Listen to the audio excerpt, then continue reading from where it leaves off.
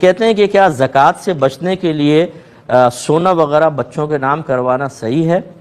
دیکھیں، اللہ تعالیٰ کے ساتھ یہ اس طرح کے معاملات کرنا دین کے ساتھ، یہ وہ کرے گا جس کو نہ اللہ کی معرفت حاصل ہے، نہ اس کے دل میں خوف خدا ہے، اور نہ وہ کامل اللہ پہ بھروسہ اور توکل کرنے والا ہے۔ سوال یہ ہے کہ یہ جو سونا ہے یہ کس نے دیا آپ کو؟ آپ نے اپنے عقل سے حاصل کیا ہے؟ نہیں، یہ اللہ نے دیا ہے۔ حقیقتاً وہ اسباب آسان کر دیتا ہے، آپ تک پہنچ جاتا ہے۔ بہت سے ایسے ہوں گے جن کے پاس یہ سونا بھی نہیں ہے اور وہ آپ سے زیادہ ذہین ہے۔ تو خلاصہ کلام یہ ہے کہ جس رب نے یہ سونا دیا، وہ رب اسی سونے سے حکم فرما رہا ہے تھوڑا سا حصہ اللہ کی بارگاہ میں دو، تو وہ تمہیں مزید دے گا، 70 گنا زیادہ دے گا، دنیا میں بھی آخرت میں بھی۔ اور ہم کہیں یار نہیں، اس اللہ کو نہیں دینا ہے، بچوں کے نام کر دو۔ یہ کس قدر پست اور غلط قسم کی سوچ ہے، آپ اندازہ کریں۔ میں ایک مثال سے آپ کو سمجھا دیتا ہوں۔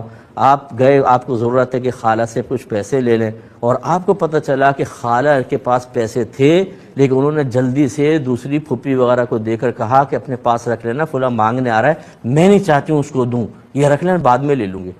اور آپ کو پتہ چلے، بتائیں آپ کی دل آزاری ہوگی کہ نہیں ہوگی؟ خالہ کا یہ عمل ٹھیک ہے یا نہیں ٹھیک ہے؟ حالانکہ وہ دینے پہ بھی قادر تھے۔ آپ کی دل آزاری ہوگی، آپ کو دکھ ہوگا، افسوس ہوگا۔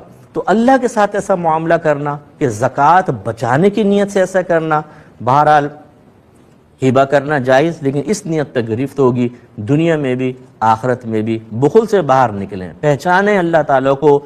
ایک اگر بلا تمثیل عرض کر رہا ہوں، بہت ہی سخی بادشاہ ہو، وہ کہے کہ اگر جو مجھے میری رعایا میں سے 1000 دے گا، میں اس کو 70,000 روپے دوں گا۔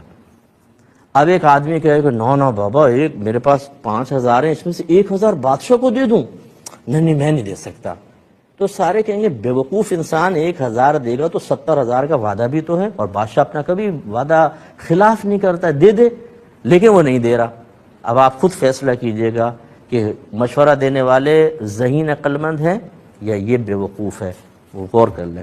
جی، ایک انہوں نے کہا کہ اگر کوئی یہاں سے جدہ میں رہتا ہے لیکن عمرے میں رشتہ دار آئے تو ان سے ملنے چلے گئے، یہ یاد رکھیں کہ ایک ہے میقات، ٹھیک ہے، اور ایک ہے مکے کی حدود حرم۔ حدود حرم اور میقات کے درمیان جو رہتے ہیں نا، ان کو ہلی کہتے ہیں۔ وہ علاقہ ہل کہلاتا ہے، ان کو ہلی کہتے ہیں، اور جدہ بھی ہل کے اندر ہے۔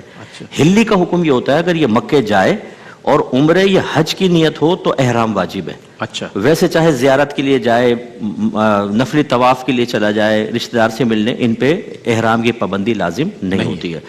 اور اگر کوئی میقات کے باہر سے آیا، لیکن انہوں نے کہا کہ جیسے بھائی کے پاس ملنے گئے اور جدہ ایک دن قیام کا ارادہ ہے، پھر مکے جانے کا ہے، تو وہ ایسا ارادہ کریں کہ میں نے مکے بھی نہیں جانا، میں نے صرف جدہ جانا ہے، یوں ارادہ کریں۔ جب وہ میقات سے صرف جدے کا ارادہ کریں گے تو احرام لازم نہیں ہے، پھر ایک آدھ دن قیام کریں، ان کے ساتھ رہیں، اس کے بعد پھر وہ ہلی جب جاتا ہے مکے اور عمرے کی نیت سے تو پھر وہ احرام کی پابندی کرے گا۔ اور زکوٰۃ، جب آپ کسی بھی چیز پہ ایسا مال ہے، کوئی سونے یا چاندی ہے، تو اس کی آپ قیمت معلوم کریں گے بازار سے کہ اگر میں اس کو اس وقت بیچوں تو کتنے کی بکے گی۔ بس جو آپ کو قیمت پتہ چلے گی 2-4 سے معلوم کر لیں، اوسط اس کی قیمت نکال کر اس قیمت فروخت کے اوپر زکوٰۃ ہوتی ہے۔ اور کہتے ہیں کہ اس شخص کے پاس ضروریات کی چیزیں تو ہیں، لیکن پتہ نہیں کہہ رہے تھے کہ میں کیا خرید کر ان کو دے سکتا ہوں کہ نہیں۔ تو یہ بہرحال دیکھ لیں کہ ایک فقہا نے فرمایا کہ ایک ہی شخص کو اتنی زکوٰۃ دینا کہ وہ خود مالک نصاب ہو جائے، یہ مناسب نہیں ہوتا ہے۔ اگر اس طرح ہم 40 لاکھ 50 لاکھ کے مکانات بنواتے رہیں گے تو ایک آدمی کی ضرورت تو پوری ہوگی، لیکن وہ 40-50 لاکھ میرے خیال میں سینکڑوں غریبوں تک پہنچ سکتا تھا۔ تو اس لیے فقہا نے ان چیزوں کو منع کیا، ان کی مدد ضرور کریں لیکن اس قدر زیادہ پیسے سے نہ کی جائے۔ ٹھیک ہے۔ ایک یہ کہتے ہیں کہ بچے نے ماں سے غصے میں کہہ دیا کہ آپ میرے لیے مر گئی، میں آپ کے لیے۔ اس طرح کے جملے کہنے سے کوئی فرق نہیں پڑتا، حتیٰ کہ اگر ماں باپ بھی کہہ دیتے تو یہ اظہار ناراضگی ضرور تھی۔ بچے کا قصور ہے تو اگر وہ بالغ ہے تو گناہ گار بھی ہوگا، لیکن اس سے کہنے سے کوئی نہ قسم ہے نہ کوئی فرق پڑتا ہے، لیکن کہنا نہیں چاہیے۔ بہرحال بچہ ہے، اس کو ماں سے ایسی بدتمیزی نہیں کرنی چاہیے۔ رات میں اگر عورتیں اپنا سر برہنہ رکھیں، کوئی نامحرم وغیرہ نہیں ہے، دوپٹہ وغیرہ سر پہ نہ لیں، تو اس میں کوئی حرج نہیں ہوتا۔ شوہر ہے اور محرم ہے تو وہ بغیر دوپٹے کے بھی رہ سکتی ہیں۔ انہوں نے کہا کہ میں نے نیت دل میں کی تھی کہ میرا کام ہو جائے تو میں 1-2 شخص کو عمرہ کراؤں گا، اب شاید کام ہو گیا لیکن لیٹ کر رہے ہیں تو کیا حکم ہوگا؟ دیکھیں، اگر آپ نے زبان سے الفاظ ادا نہیں کیے تھے اتنی آواز سے کہ آپ کے کان سن جاتے تو پھر یہ شرعی منت نہیں ہے، صرف نیت اور ارادہ کرنے سے کچھ بھی نہیں ہوتا، لہٰذا لیٹ کیا اب نہ بھی کروائیں تو کوئی مسئلہ نہیں ہے۔ اور اگر انہوں نے کہہ دیا ان سے مطلب سے؟ جس سے کہ کسی سے وعدہ کر لیا ہو کہ بھائی میں عمرہ کرا دوں گا میرے کام ہو ہاں گیا۔ یہ ارادے کا اظہار ہوتا ہے، وعدہ نہیں ہوتا. تو اس میں اگر وہ میرے تو مشورہ یہ ہوگا کہ عمرہ کرانے سے بہتر ہے کہ اپنے لیے ثواب جاریہ کریں.